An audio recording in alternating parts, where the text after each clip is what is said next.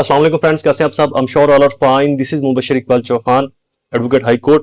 एक प्रोपोजिशन बहुत ज्यादा सोसाइटी में, माशरे में एक आम है कि जी अगर किसी शख्स के ऊपर एक से ज्यादा एफआईआर हो जाएं चेक मामले के अंदर, ये जो वीडियो है ये फाइनेंस क्राइम से रिलेटेड है। ना सिर्फ चेक और बाकी जितने भी फाइनेंस के क्राइम्स होंगे ये उनके साथ डील करेगी।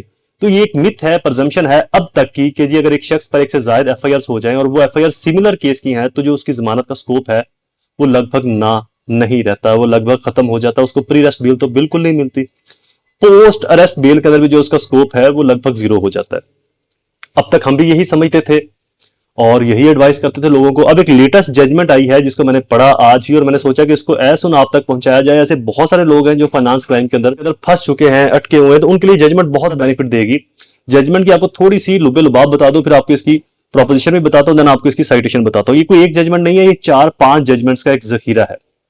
इस जजमेंट के अंदर ये प्रिंसिपल होल्ड किया गया कि अगर किसी शख्स के खिलाफ एक ही जुर्म में एक से ज्यादा एफआईआर हों, और ये जो एफआईआर है ये 489F की थी, इस शख्स के ऊपर 2 एफआईआर थी। तो ऑनरेबल कोर्ट ने कहा कि अगर एक ही शख्स पर एक ही क्राइम के अंदर 3 एफआईआर हो जाए तो हैबिचुअल ऑफेंडर की डेफिनेशन में फॉल कर जाता है। तो पहले ये होता था कि उसकी प्री अरेस्ट तो बिल्कुल नहीं होती थी। पोस्ट अरेस्ट के अंदर भी उसका जो स्कोप है वो 2090 या 2080 या 1090 तक ही होता था। बहुत कम चांस होते थे उसकी पोस्ट अरेस्ट के, अदरवाइज वो भी खारिज ही समझी जाती थी। इस जजमेंट में ऑनरेबल सुप्रीम कोर्ट ने यह प्रिंसिपल एस्टेब्लिश किया कि अगर किसी पर एक से ज्यादा सिमिलर केस की एफआईआर हो जाए और जब भी वो बेल के लिए आएगा तो उस वक्त ये नहीं देखा जाएगा कि इसके खिलाफ तो एक से ज्यादा एफआईआर हो चुकी है और सेम ऑफेंस की।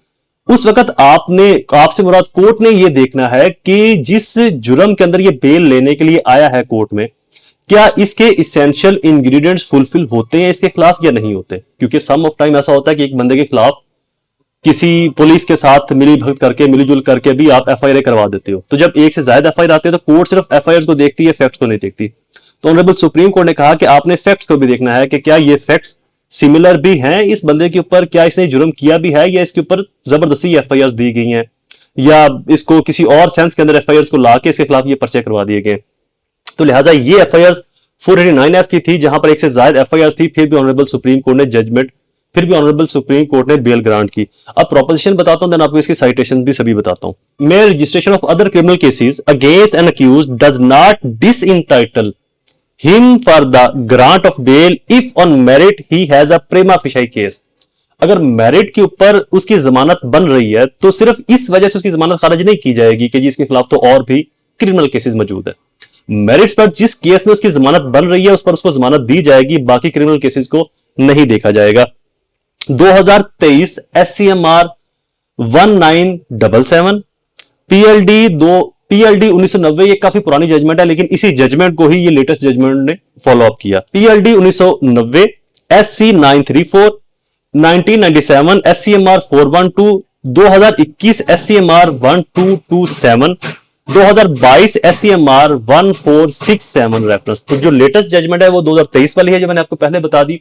जो बाकी जजमेंट है इनको इस जजमेंट ने फॉलो अप किया, बाकी जजमेंट में भी इससे मिलता जुलता प्रिंसिपल था।